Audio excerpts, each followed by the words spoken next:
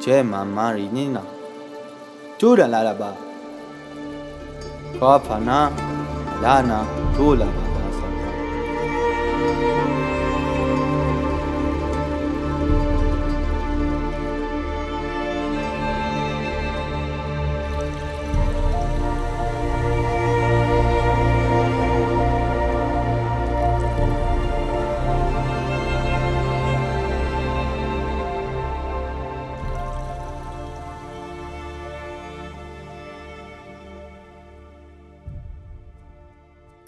Aloha. Hi, everybody. So welcome back here again for the crowning series conversations. Today, I'm really happy to be joined by Leone, who I know because the universe brought us together on a number of occasions to do quite magical work. I'm going to say in the between, in the spaces between, within. Earth healing type of work. So yeah, Leone, it's really wonderful to have you here. Leone is also known as the Cosmic Scribe, and she's going to be sharing with us more about that. And Anu She Ra, Lyran name. Yeah. So welcome, Leone. You're coming to us from Italy, is that right? Portugal. Portugal. Yes. I think Italy. Were you there before? No. No, I've actually never visited Italy as a country, but I flew into Europe via Rome. So, okay, for whatever that's worth. Yeah. Okay, Portugal. Lovely. Thank you, love. Lovely to be here. Yeah. Can I invite you to start off just with a brief introduction of yourself and your work and where you're at right now, kind of thing. Right. Good. I'll do that. I'll try and condense it. I've been around for a while. So there's a long story to me actually being where I am today. But thank you so much for this opportunity to share and to be with you and to be in this now moment, which is so precious and at a time that is really important for all of us. I'm very aware that we're going through a process of reunification. So it's the soul families coming together again. That's very present in my field. So I'm really happy to be doing this interview with you. So about myself, I was born in a country known as Rhodesia, which is now Zimbabwe. And I lived a beautiful, idyllic life. It was like paradise for me. And then when I was 20, I had an opportunity to come down to South Africa, and I thought it would be for 3 years. Ended up being much longer. I've been in South Africa longer than I was in my home country. And my journey to exploring and finding my true self it really started from when we're little. You know, we're not really aware of it, but I know that looking back on my life now, so many things that I had happening to me, which were part of the keys along my path, which I maybe didn't recognize then, but now I can pull all the threads together and see the beautiful journey that it's been. I was always very interested as a little girl. I was very interested and very aware of energies outside of the physical realm. I could see fairies, I could see spirits, I could feel energies. So I was aware of that, and it was quite natural and normal for me. So only later, when I realized this is not how everybody sees the world, did it become something mystical for me. I had a spiritual emergence, which at the time I described as a dark night of the soul. Back in 1987, it was pretty scary. It was at a time where we didn't have Google, so you couldn't go and check out what's happening with you and get on a message board and talk to others to find out what they were experiencing at the same time. But it was at the time of the harmonic convergence, which I only realized later was also quite significant. And although it was probably one of the most frightening experiences of my life. It was the key to set me on my path to where I am today. So I'm really grateful for that. What I refer to as a shamanic death, and it brought about a rebirth and another rebirth and another rebirth, because that's, for me, in any case, that's how it's been. How it is for me too. Endless rebirths. Yeah, endless rebirths. In fact, you know, I say on my website, I'm reborn every day. And yeah, really appreciative of the experiences and the gifts. Sometimes they're quite frightening, especially if you don't know what you're going through. So you're like tossed around in a sea without a rudder or an oar or any kind of life raft. But this is what forms us in the crucible of life and brings out the gifts that have been hiding, that we need to bring to the world. Yeah, And those ones are the best, actually. The ones yeah, with no rudder, no light, no wind, the ocean still. Yeah, sometimes. the greatest rewards. Yeah, absolutely. Courage. So most of that time, up until I would say 2017, I had an experience which fast-tracked me to where I am today. But up until that time, I was, you know, just going along in my life, enjoying, having a very good life, a very happy life. I was married for 28 years, and I birthed two beautiful children who are my crowning jewels. And I have a grandson. My daughter and grandson live in Johannesburg, so it's really hard for me. Spirit brought me to Portugal in 2020, January 2020. And I was only going to be here for 3 months. And I thought, and then I was making my way from Holland, where I'd been to care for a dear soul family member who's like a daughter to me. And I decided I'll take 6 weeks to go and visit other friends in Portugal. So I was on my way to Portugal when what do we call that thing? Days in the desert. That sea thing hit the world. And I actually landed in Portugal 4 hours before Spain closed the border. And I'm so grateful for that. I was on a train trip from Paris, and it was like something out of a Quentin Tarantino movie. It was very surreal. It was a 5-coach train, and there was a driver and 4 conductors or other staff, myself and one other woman, a young German woman. And it really was quite a surreal journey. But anyway, that brought me to Portugal as the borders closed. And I knew that I was coming to family, soul family. So I had a safe place to go to. And I've been in Portugal since, never expecting that I would be here for nearly 2 years. Next month, 2 years. So yeah, also a very interesting story on its own. But to get back to where I am today and what I'm doing, and I think what we're going to be discussing mostly in this interview are the cosmic codes that I bring in. So, as I say, I have 2 children, my daughter in Johannesburg and my grandson, and I have a son, Kyle, who transitioned in 2017. He dropped his robe, and the journey that I've walked since then has probably been the greatest gift to me, to understand the mystery of life and death and the beyond and the multidimensional nature of who we be. And it was in a shamanic journey that I was doing. I'm also a shamanic practitioner. And in a shamanic journey that I did for my own answers to this experience and to life and death, I connected with 13 beings of light. And it was totally unexpected because I was going into this journey with specific intentions and questions.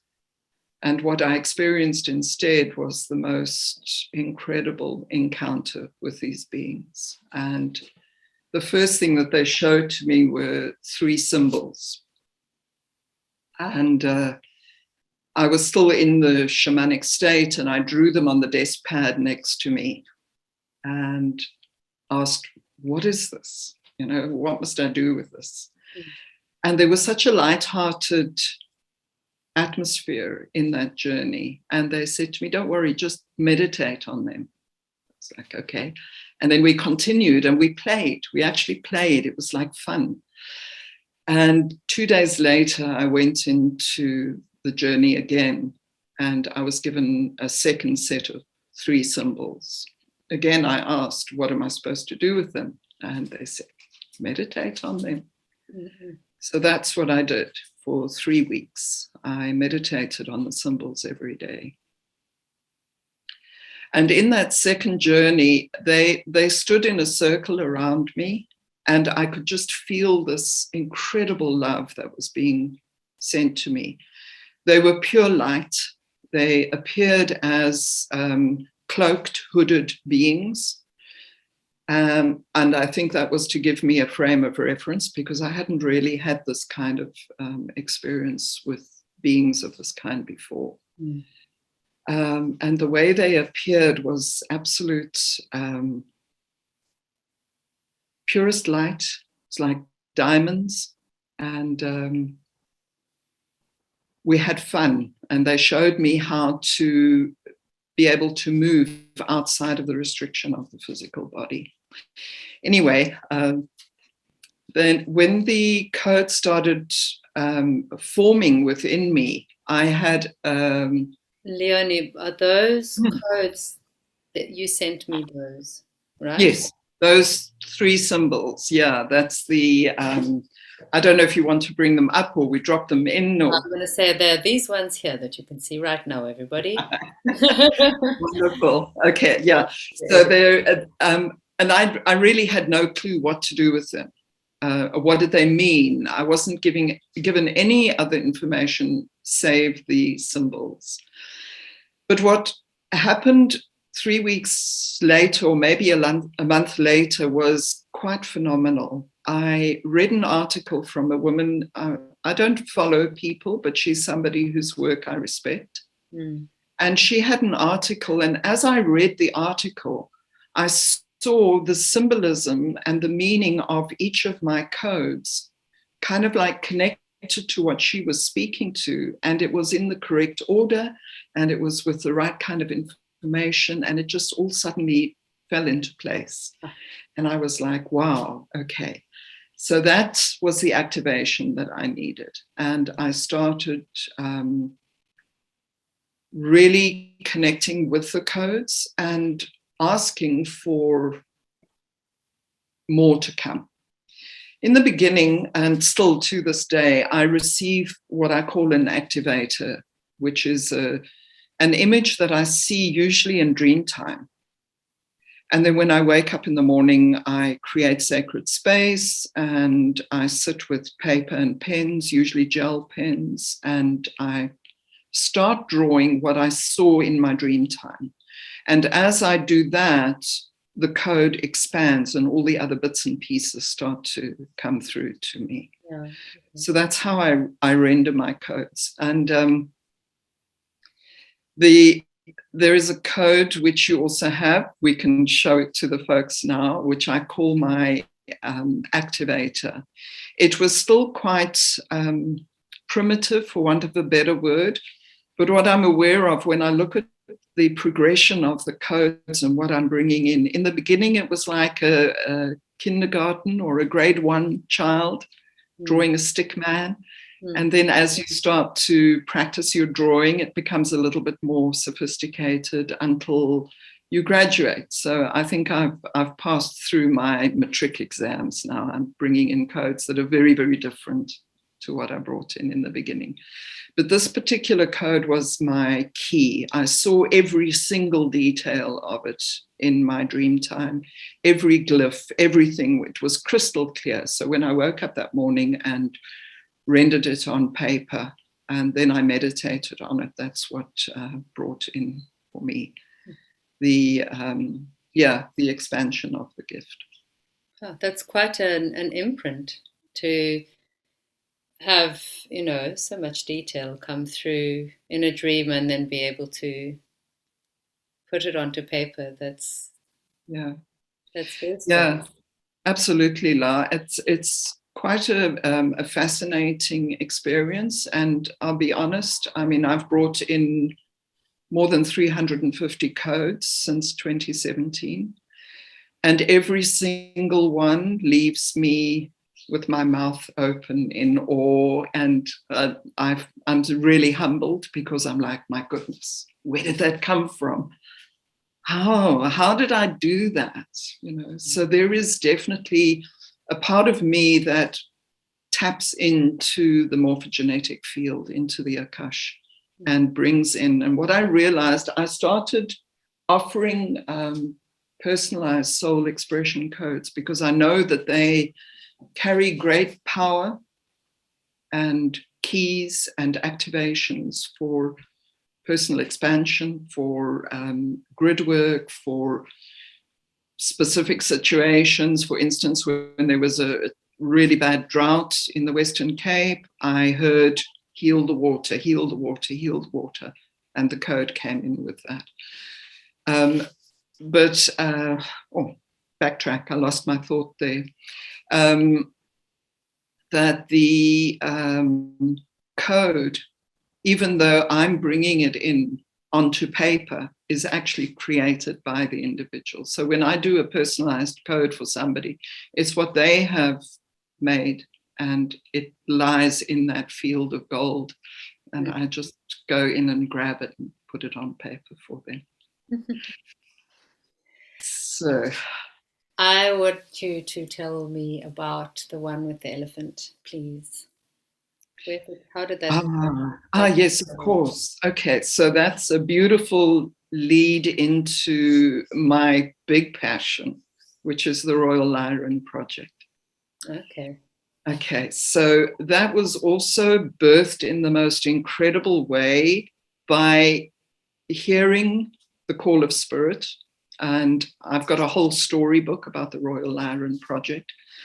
And when that project was birthed, I really thought it was simply, in inverted commas, simply a call to assist a beautiful San family in the Kalahari, which I think you know of and whom you are connected to as well.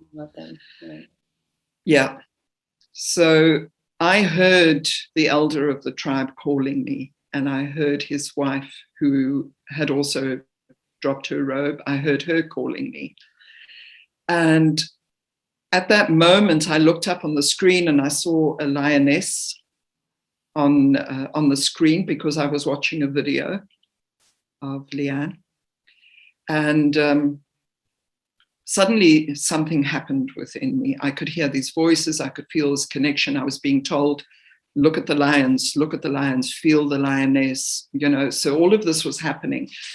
And as I processed and integrated that experience, the Royal Lyran Project was born, and I received a code to put out to call people in. It was like a clarion call.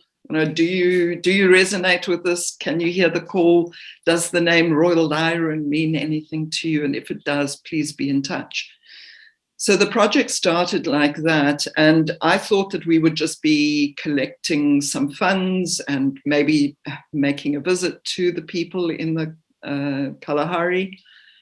And then I realized, no, this is way bigger. It's actually about preserving ancient indigenous wisdom, and it's about doing the earth grid work and the healing. So that elephant code was it was the first trine. So how that project evolved, I would hear names of places on the on the earth. And that first trine, I call them trines because they did come in with 3 points in the beginning. That first trine was Uluru, Brandberg Mountain in Namibia, and Mount Kilimanjaro. And I was like, wow, okay, so what must I do with this? Again, guided by spirit, draw the trines. So I started mapping out the trines on the world map. And then I would ask for a code to accompany the trine. And that code was the one that came in for Mount Kilimanjaro. So that was the image that I chose with the beautiful Mount Kilimanjaro in the background. And then I would write whatever glyph was coming in. So the glyphs are those squiggles, the writing. I call it Dakini script. Dakini script. Yeah. Oh, okay, great. Good. Yeah. So, yeah, that's where that particular code comes from. And, well, I might as well carry on with the story of the Royal Lyrans then, because that's also a beautiful progression. Yeah. And where are we in the timelines now? Round about, like, what year are we in, your story? I started bringing in the Royal Lyran project in 2018. It was birthed in June 2018. And then I started putting out the call in the September. So and 2018. 2018, yeah. So today, as we speak, I'm at the 17th geometry for that. I can't call them trines anymore because the geometries have changed. And that was also such an amazing process for me. I was like, oh, wow, where are we going with this? You know, it's like a magical carpet ride for me. So the first 13 trines that came in, I would map them out. And then every now and again, I was guided to put the trines all on one map so that I could see it on the globe. But not too long into the journey, I started receiving points that were outside of the Earth plane. So I would, for instance, connect Giza with Orion's belt or Mintaka and one other point. And that was really exciting for me, but also a challenge because how do you draw 3 points that are not on a world map? But anyway, I managed to do it. I just used a little bit of creative license. And so there were 13 that came in as trines, 3 points, either on the Earth, in the Earth, or in the cosmos, somewhere in the galaxy. And with each of them, I would receive a code and meditate on that code. At some point, I can't remember when it was, I think in 2019, possibly, I received a personal code, which came, so when the codes come in, they come in with the geometry. I see the activator key, and then I draw it, and it will expand and flow as it must. Sometimes I get a name. I will hear a particular name, diamond light body, or merging heaven and earth, something like that. Mm-hmm. But most of the time, I don't get an interpretation of the writing. I may at a later stage, but generally my focus is on the geometry and the glyphs, the scribing. But this particular code came in very powerfully with the name, I am transducer. I was like, okay, so here we go to the next level. Obviously, we know what transducers are. It's got something to do with electricity. But I needed to go and research and see what a transducer is. And it made such beautiful sense to me. So what I do as a transducer, this code is like a huge megalithic structure in the cosmos. And that's another story that came out with a series of codes that we could see they were connecting. I had a series of 13 codes. And if you put them all together, they actually flowed into each other. But let me not digress. I saw them there as these huge megalithic structures. And as a transducer, I need to bring that energy of that code in to a format where it can be received on the earth and sent out to the earth. So I transduce it from its cosmic energy, signature, whatever, bring it into my body, put it onto the paper, and then I dance them to life. I was shown in a personal one-on-one session with my mentor that I've had a life as an Aboriginal woman walking the land, going walkabout. And that all made so much sense. And a lot of dots were connected for me as to why the last, how long is it now? 13 years that I've been nomadic, and I've been doing walkabout. I go wherever I can or wherever I'm called to. And it's to anchor and deposit the codes that I carry within my body or that I bring in from the field. So that was, I am transducer. So where was I with the Royal Iron Project? I'm skipping around a bit. Okay, it's interesting. I'm interested. So now we're moving into kind of 2019. Yeah. Now? Yeah. That was a big year. Yes. I had a lot going on that year. That comes as no surprise. Yeah. Yeah. So the as I was saying, the first 13 trines were just that. They were trines. And then the next thing, I bring in a code which has got 4 sides. So I was like, okay, great. So now we're going to start working with 4-sided geometries. Brought in the code for that and just continued to do the work. What happens with the codes for the Earth Grid healing? I don't specifically ask for them. That they land when they're meant to land. Yeah. And that was also something that I learned very quickly in the beginning when I was doing personalized codes for people.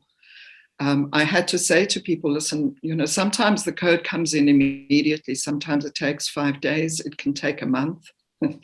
And we know with the code that we've been doing for your beautiful work, your sacred service, it's still in evolving process. Yeah. Like, hey guys, can you give me a snapshot now as guidance? Just for now, because yes, we know it's evolving, but help with the directionality. Yes, exactly. And I think we get that, because that's what sits in, just on the periphery of our awareness. It's there because I felt that code of yours often. It's like, there's last code. And then it's like mist. It just goes. So yeah, all very interesting process. Anyway, so can I segue a question in to, yes, of course, to add into the mix of your story? Yeah, give it a little bit of a vase or a container to, or what's it called? The banks of a river. Yeah. So now I'm aware that we're moving in the timelines. We're moving into of your story, or when it happened in our Earth timing.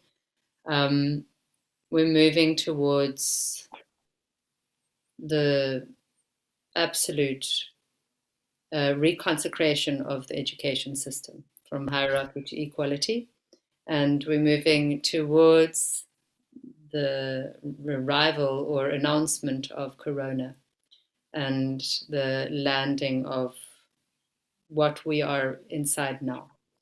And so I'm interested to know, through your storytelling and the evolution of the code, Scribe, the scribing of the code, what you noticed. If you can draw parallels through the evolution of the code into what you noticed in the timing of they arrived and what was happening in the world with people, with society, with governance. Yeah, I'm very interested in that and how what the code was reflecting as and then of course I understand the Lyran project and the Lyran energy. I know that energy as well. It's a very strong, beautiful collective. Yeah. But now specifically related to the story that's happening here and how, so that's if you can weave in that way your story, that'll be awesome. Let me try and do that. It might be a challenge because I don't have an awareness right now of specific codes that were coming in as we were building towards this. Okay. What I'm very much aware of is that at the time when the whole story burst open on the world stage, I was actually not bringing in many codes because my focus was to care for my friend in Holland. Yeah. But I remember my own personal response to what was going on. I wrote a blog post about it and I said, "Do you have corona?" And gave the perspective that I had because I brought in a code quite some time before that, which came in with the name My Crown of Life. And I was like, when I connected those two, that was. I'll have to have a look. Yeah. When that was, La. It's on my other laptop, so I can't look for it here. But in that blog post, maybe I'll share the blog post with you, and then we can tie up the dates, because Spirit guided me right in the beginning to say, this is not what you think it is. Please, just go within, look within.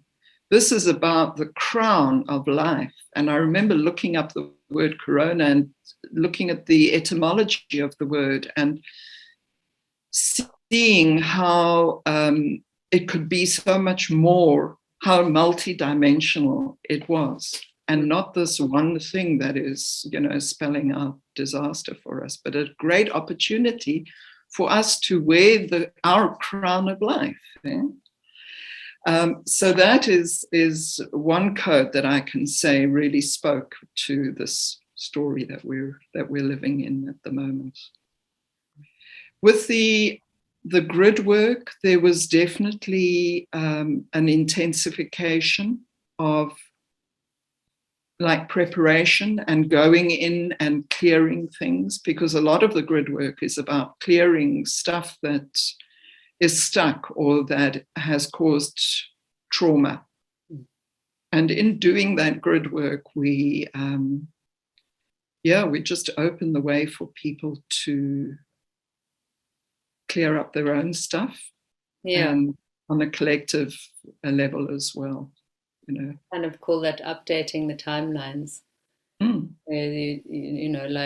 Because so often the past can be like dumbbells around our ankles, weights around our ankles, and they're still there because nobody thought to take them off, to liberate.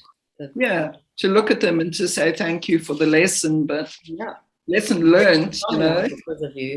Yeah. Exactly. That's kind of when I met you, when that all of that grid intensive grid work was happening. Yeah, actually so interesting. And this is what I love about this, the mystery of life that we live in, this web. And I always see it as a beautiful web, and each of us is like a diamond crystal drop on that web. And when families are connected, they're weaving in that web without even knowing each other, because I had a connection to both you and Sai from before when we met. You know, I was at an event in, I think maybe in 2013, where you sang. It was a gathering. And then there was a connection with Sai later on as well. So yeah, I love that. I love that, how we, you know, we're weaving together, creators together. Yeah. It's really beautiful.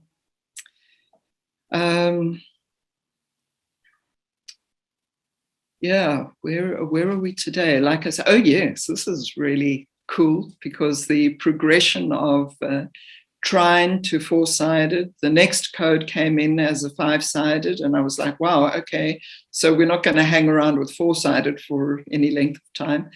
The next one came in as 6, and then there was a little bit of a lull. I didn't bring in any Earth Grid codes for quite some time for the Royal Lyran project.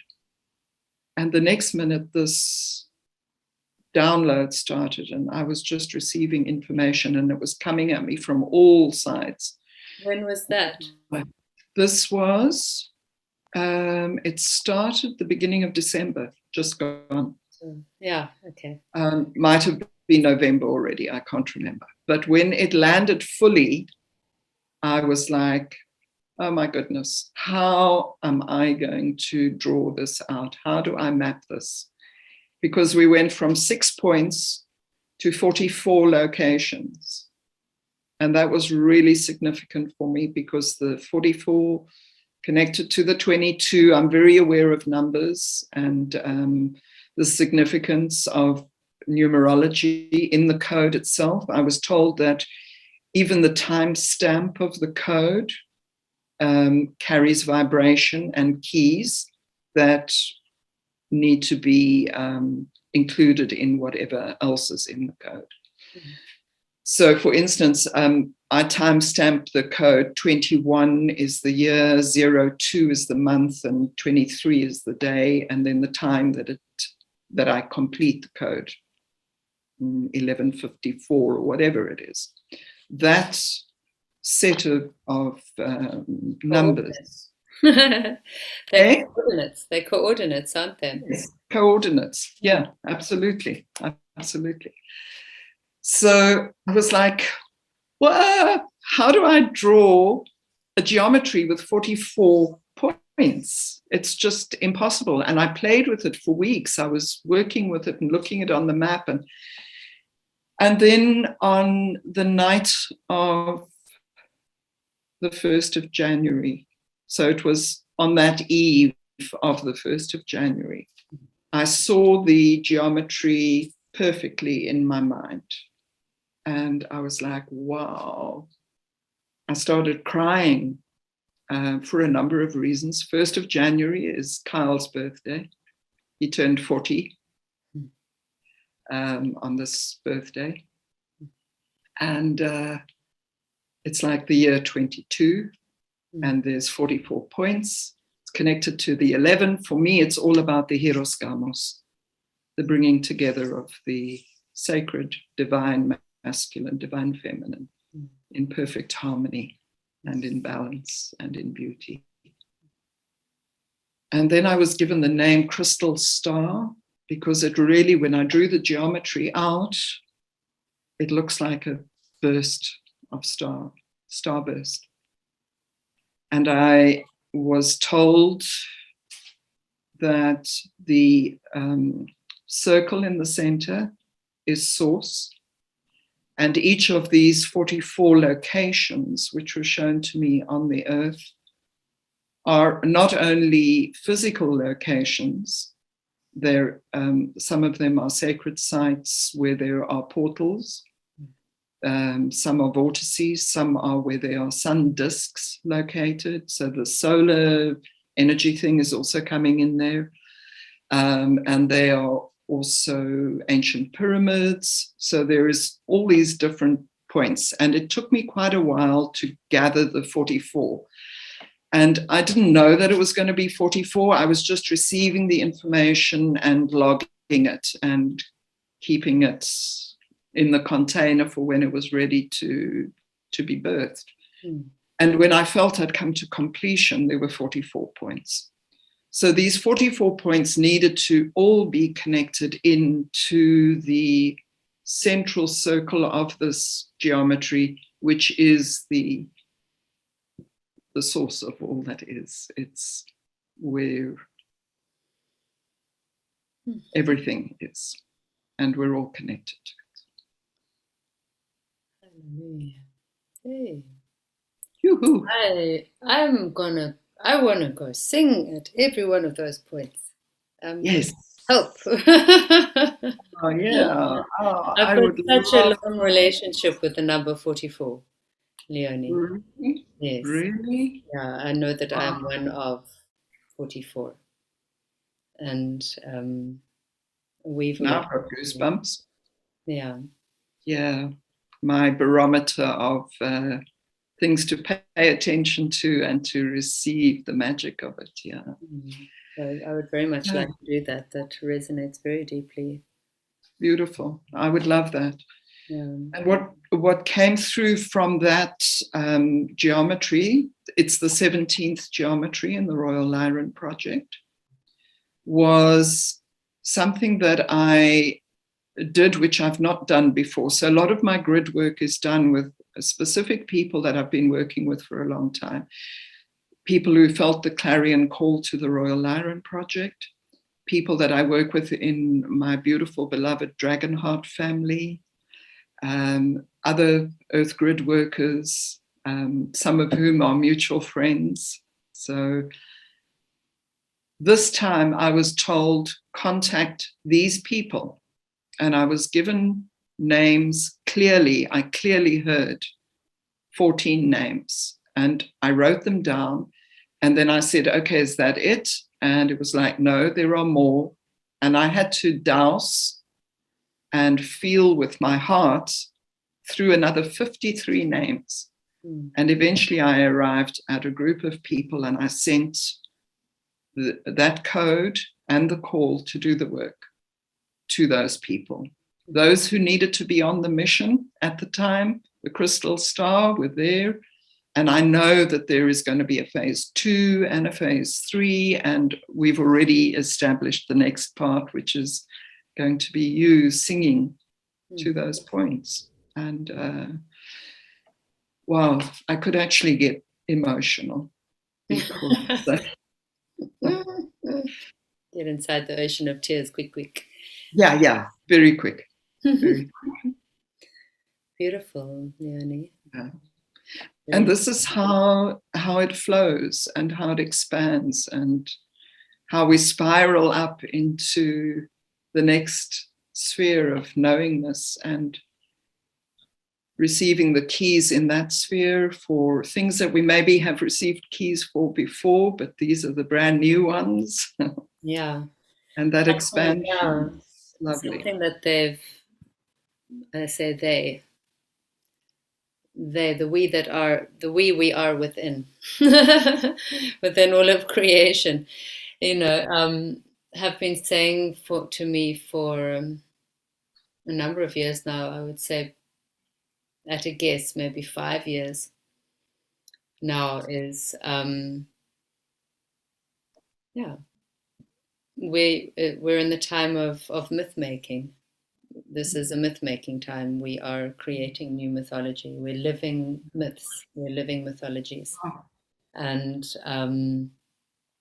that everything is, the archetypes are changing. Everything's changing. The tall ones that have been dressed in particular ways and have been depicted, oftentimes in the houses of religions and things like that, in certain ways for so long, they're upskilling as well. Everybody's changing. The myths are being reborn. The old myths are being reborn. Beautiful. Yeah. Beautiful.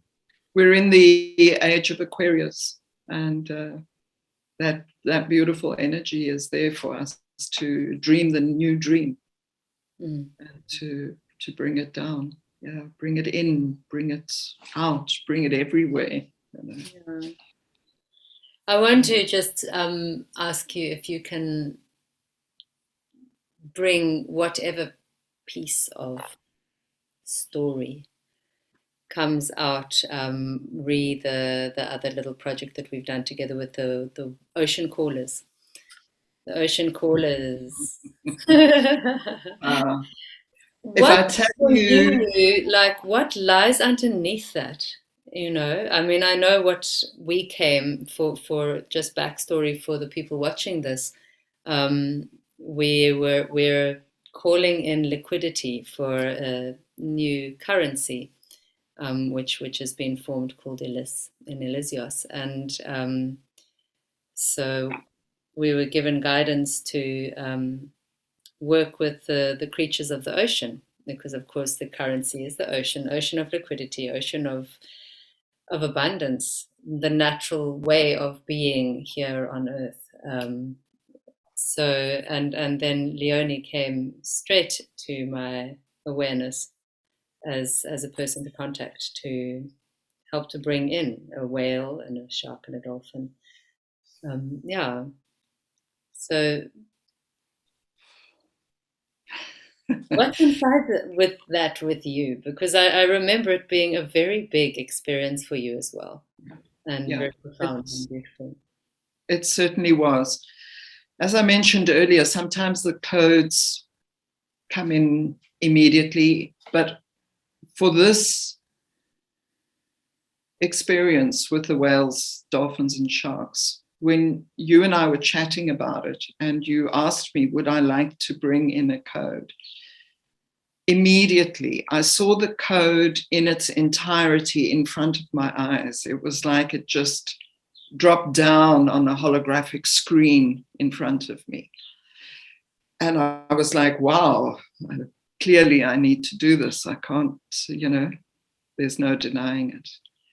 And I rendered that particular code. And then I went on my own journey, which was an incredibly deep and profound experience for me. And I know that there are many, many threads that pull this particular group of codes together. It's very connected to my being here in Portugal. It's very connected to past lives that I'm accessing and drawing gifts from and transmuting traumas. And it's, it's all connected to everything in any case, nothing is separate. But when I'd done the whale code and I started looking for words to put to it, the oracle came, and it was so deep.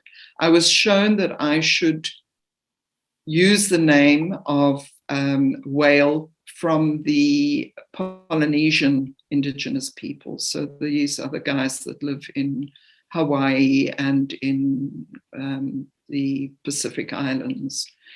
And when I started doing that and started looking into the mythology of those people and their connection to the whale, just the most beautiful story came through.